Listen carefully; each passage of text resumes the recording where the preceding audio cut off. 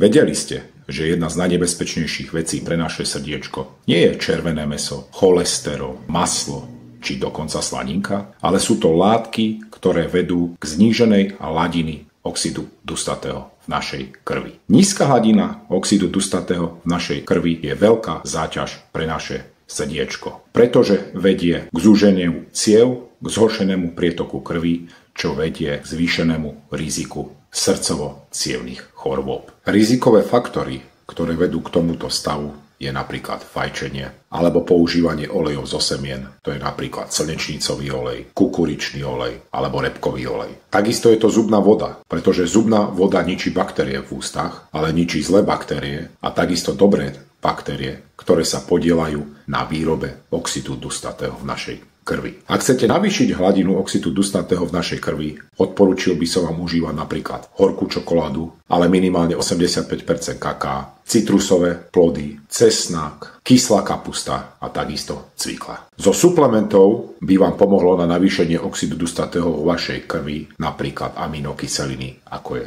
aminokyselina L-arginín a L-citrulín. Ak sa vám moje video páčilo, dajte like a prihláste sa na odber.